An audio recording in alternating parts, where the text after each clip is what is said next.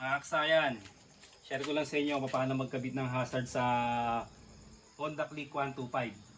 Parehas lang din ng mga kinakabitan natin ng Rusi Passion, Yamaha YTX, TMX Supremo, Rusi Yuri Wave Style. Parehas lang siya kasayan. Tapos Motor Star. Ito siya ba? Ito, lapitan mo para tutukan mo agad para makita nila. Binuksan na namin siya para mabilis na tayo magkabit ng hazard. Ito siya kasay na. Pwede rin dito sa itaas. Kaya lang kasi magtatanggal pa tayo dito para hindi na tayo magduduktong ng wire. Medyo rito marami pang harang, kaya yung ginagawa natin nakaraan, di tayo nagduduktong ng wire. Dito magduduktong tayo kasi dito mahirap mag-wire hanggang dito. Yung paglalagyan natin. Ito siya oh. Kasi kasayan kung yung dati aabot siya kung dito natin ilalagay. Pero mahirap mag-wire. Marami pa tayong babaklasin. Ang gagawin natin kasi susukatin lang muna natin siya. Ang una niyong gagawin para sa ikatitibay ng ating tibay ng ating hazard, lagyan niyo muna siya ng oil. Lagyan niyo lang siya ng oil. Heavy oil yung ginagamit natin sa motor. Yung ginagamit natin sa motor kasayan para mas siya. Mas hindi siya kakalawangin. Pag hindi siya pumasok sa kabila, ikabila nyo lang siya. Para yung spring, kasi may spring sa loob to para mas maganda yung niya, yung balik niya Yan. Tapos dito yung pwesto 1. Ang gagawin natin dito, i-cable tie lang natin siya ng pa-X. Dito magiging pwesto niya Dito tayo magke-cable tie ng kulay team para hindi halata. Ganito yung forma niya. Cable tie dito pa-X, papasok sa loob. Papasok yung cable tie doon na kulay team. Tapos ganito magiging forma niya para hindi halata yung para sa ayaw magbutas. Tapos to, susukatin natin to. Ito yung paglalagyan natin Ito, ikot mo sa kabila. Susukatin nyo lang siya na aabot na dun sa paglalagyan ng ating hazard. Ito siya dito. Yung sasakto lang. Tapos ito kasayin, meron kayo ritong pupunitin. Ito, i-blade nyo o kung ano man yung matalim na gunting. Ito siya. Tapos para hindi kayo mahirapan, tanggalin nyo rito. Ito, i-press nyo lang to, tsaka nyo siya hugutin. Para siya, mas madali nyo siyang ma-wire. So pag nabiyak nyo na to ng blade o ng gunting, ang hahanapin nyo lang dyan yung tatlong kulay. Ito, naka-ready na yan kasayan. Yung tatlong kulay lang hahanapin natin Ito, kailangan makita nila ng yung gray. Yan, yung gray. Tapos yung light blue. Ito light blue hindi yung solid blue. Ito light blue. Ito, hindi itong blue na to Ito light blue to. Parang puti yung kulay niya. Pero merong puti hindi itong puti na to. Yan. Orange. Orange, light blue, saka etong gray.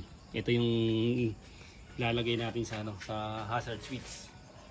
Ayan siya. Saktuan lang dito Saktuan lang yung wire na gagamitin natin. Sa ilalim siya dadaan. Ito siya. Ito kahit magkabali-baligtad to, walang problema. Etong tatlo na to, kahit magkabali-baligtad din to, walang problema. Ayan siya. Kahit magkabaligtaran yan. Tapos hindi to katulad ng hindi to katulad ng Suzuki Smash, XR125, NMAX, Honda Beat. Magpapalit pa kayo ng magpapalit pa kayo ng flasher relay. Ito hindi na. Hindi na kailangan magpalit. Pagkalagay nyo lang nito, okay, magkakaroon na kayo ng hazard. Mag-hazard na siya. Ito siya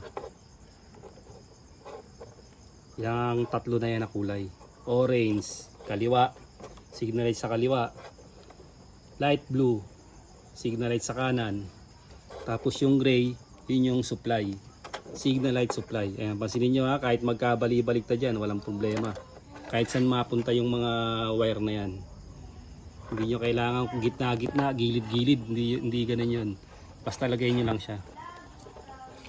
Kahit saan siya matapat, mag-hazard na siya. Basta gumana lang yung tatlo na yan. Kasi pag dalawa lang ang gumana dyan, kailangan mo pang ilipat sa kaliwa o sa kanan yung signal light mo bago siya mag-hazard.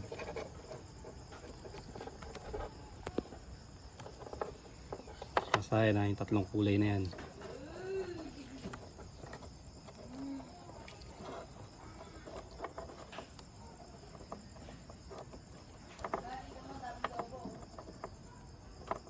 Tapos sisilyado nyo lang mabuti. Pinaso lang to kasi ng lighter. Lighter lang ginamit dito. Para siguradong hindi siya maputol. Tapos pag ibabalik natin, syempre sisilyado lang uli natin yan ulit. Babalik lang natin yung pinutol natin na matigas na kulay black. Ito siya. Gaganon lang siya. Ngayon kasayan, meron akong isang tip sa inyo, no. Etong hazard na to, pagka inopen nyo na siya,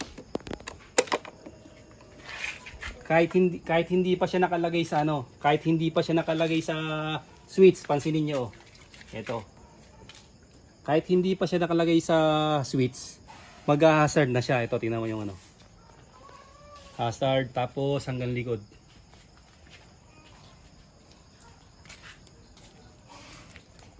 Yan, pati yung extra hazard natin, tapos sa harap. Sa harap ka. Kahit mag-atras ka rito para mas kitang-kita nila yung yung hazard ng harap, yung apat. Yan, ayun siya kasayan ha. Itong tip ko sa inyo ha. Pag halimbawa gumagana yung hazard, tapos lumiliko kayo sa kaliwa o sa kanan, hindi gumagana, ang sira niya yung ito. Tukan mo. Ang sira niya kasayan, etong pindutan na to, yung hazard switch, yung pinaka driver niya. Ito ha. Kasi gagana yung hazard kasi nakakonect siya rito.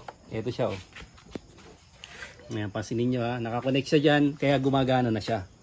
Kasi sasabihin ng iba, bakit sa hazard meron pero pag signal light wala? Kasi nga kasi nakapasok na yung wire niya sa sa harness. Tapos dito, pag nagka-problema to, natanggal yung hinang, hindi gagana pagka yung signal light, nag-signal light sa kaliwa o sa kanan. Kung saan man natanggal yung Yan na siya kasaya na na natin. Ngayon, saka pa lang gagana yung natin. Saka pa lang gagana yung ating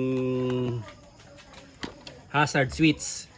O, kung may sira kasaya, alam nyo na, papahinang nyo lang yung hazard switch niya. Ito na siya ngayon. O, gagana na ngayon yan. Yung signal light natin. Tapos siyang kaliwa. Tapos sa gitna yung hazard. Ayan, doon ka sa harapan. O, ganun lang kasayan yung pagkakabit ng hazard switch sa Honda Click 125. Hindi mo na kailangan pang maglagay ng flasher relay. Pasinin nyo kasayan ha, kahit meron tayong additional na signal light, kayang-kaya niya. Kaya hindi nyo kailangan palitan yung yung flasher relay. Hanggang dito na lang mga kasayan. Salamat sa panonood.